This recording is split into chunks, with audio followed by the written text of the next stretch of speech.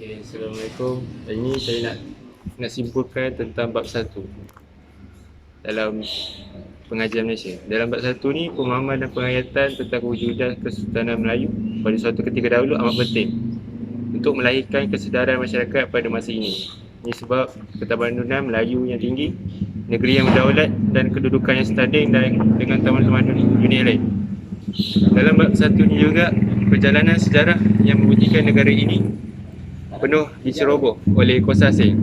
Dalam bab 1 ni dia terangkan tentang negara kita yang pernah diceroboh oleh kuasa-kuasa asing macam Portugal, Belanda, Jepun dan itu je lah. Lepas tu dengan pemahaman ini, maka dapatlah generasi kemudian dia menghayati dan menghargai sejarah negara dan seterusnya, mengukur jati diri terhadap tanah air. Dah. Dah. Apa yang saya dapat daripada bab 3 secara keseluruhannya telah dibuktikan bahawa sistem politik yang berasaskan pengasingan kuasa iaitu eksekutif, legislatif dan judisiari ialah satu sistem pemerintahan yang kemas dan berkesan. Assalamualaikum warahmatullahi wabarakatuh. Malaysia ni satu mempunyai masyarakat yang berbilang kaum, budaya, agama dan bangsa. Dapat banyak jenis bangsa dalam Malaysia ni. Contoh kaum utama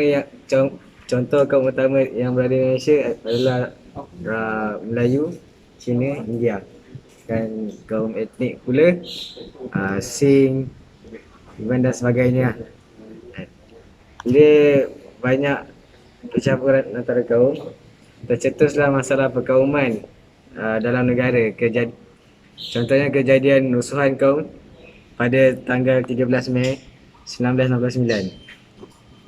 Misalnya merupakan kemuncak daripada tekanan perasaan yang dialami oleh setiap kaum, terutama akibat daripada tiadanya persefahaman, tolak ansur dan kasih sayang demi merealisasikan integrasi nasional dan pembentukan negara bangsa.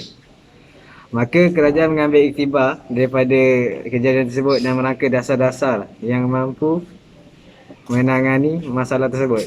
Dasar-dasar seperti rukun negara, dasar pendidikan kebangsaan, dasar ekonomi baru dan dasar kebudayaan kebangsaan telah diperkenalkan dan diwar-warkan ke seluruh negara supaya prinsip-prinsipnya dapat dihayati segenap rakyat tanpa mengira kaum. Kewujudan masyarakat berbilang kaum di Malaysia merupakan satu anugerah Tuhan. Oleh itu, kepelbagaian yang dimiliki kini perlu dipelihara dan setiap kaum perlu mengambil peluang ini untuk mengenali antara satu sama lain. Sebagai rakyat Malaysia, kita perlulah memahami dan mempelajari serta mengetahui hakikat kewujudan setiap kaum di negara ini agar timbul persefahaman dan tolak ansur antara kaum. Setiap kaum perlu bersama membangunkan negara pada masa ini dan masa akan datang, serta menjadikan peristiwa lalu sebagai sempadan dan sebagai pengajaran untuk membentuk negara Malaysia yang lebih makmur dan lebih teratur. Bak kata patah, tidak rapuh di memah zaman. Assalamualaikum warahmatullahi wabarakatuh. Hari ini saya nak terangkan sedikit apa yang saya faham tentang bab 5, iaitu pembangunan negara. Okay.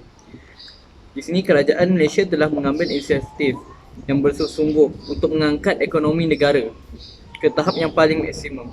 Biarpun begitu, kerajaan hari ini juga sangat mengambil kira kesan jangka pendek dan jangka panjang terhadap sesuatu pelaksanaan dasar pembangunan. Jika di sini tidak hairanlah aspek pembasmian kemiskinan, peningkatan KDNK dan taraf ekonomi seisi rumah dibangunkan seiring dengan penyusunan semula. Okey. Di sini penyusunan semula masyarakat dan agihan ekonomi yang seimbang antara semua kaum, masyarakat dan juga kawasan. Dasar-dasar sosial pula. Apa yang kita faham di sini, dasar-dasar sosial pula merupakan suatu garis panduan yang amat penting dalam membentuk sahsiah peribadi dalam diri setiap rakyatnya dan menjamin perpaduan serta keharmonian dalam negara. Dasar-dasar ini digubal supaya setiap pihak mendapat layanan yang saksama, menitik beratkan nilai kemanusiaan, bertolak ansur sesama kaum dan jantina. Okey. Malahan meletakkan negara dengan satu identiti yang tersendiri di mata dunia. Walau bagaimanapun, keberkesanannya amat bergantung pada penghayatan rakyat terhadap dasar yang digubal. Di samping itu, kerajaan turut menitik beratkan di sini dasar luar yang relevan dan seiring dengan aspirasi hala tuju negara. Dasar luar mengambil kira pembangunan ekonomi yang kompetitif, keselamatan negara, pemeliharaan alam sekitar dan kesejahteraan manusia seluruh dunia. Kesemua pelaksanaan dasar tersebut mencirikan identiti dan melambangkan status negara dan akhir lagi sebagai kuasa politik yang berdaulat. Sekian, terima kasih. Sekarang ni saya ingin menceritakan tentang apa yang saya faham dalam bab 6. So, dalam perjalanan dan pengalaman sebuah sejarah yang panjang telah membentuk sebuah negara sebagai sebuah negara yang mempunyai masyarakat yang berbilang kaum dan agama dan budaya yang tersendiri.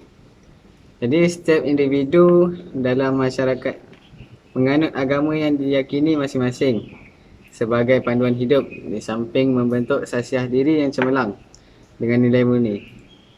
Justeru keharmonian dan perpaduan negara dapat direalisasikan walaupun masyarakatnya memiliki pegangan agama yang berbeza-beza. Amalan beragama di samping perayaan yang disambut oleh setiap kaum menjadi identiti negara yang unik dan wajar dipelihara. Sikap saling menghormati dan bertolak ansur terhadap kepercayaan setiap masyarakat adalah kunci utama kesejahteraan negara ini. Apa yang perlu diterapkan dalam rakyat Malaysia adalah setiap manusia perlu beragama, kerana tanpa agama kehidupan seorang itu umpama tidak berkemudi ataupun tiada ada hala tuju lah. Lepas tu yang keduanya, agama berperanan menentukan jatuh bangunnya sebuah negara dan masyarakat. Yang ketiga, kejatuhan nilai moral masyarakat amat berkaitan dengan kurangnya penerapan nilai-nilai agama dalam kehidupan harian dalam sistem pemerintahan. Sikap saling menghormati dan bertolak ansur terhadap agama yang dianuti oleh masyarakat adalah penting terhadap perpaduan negara.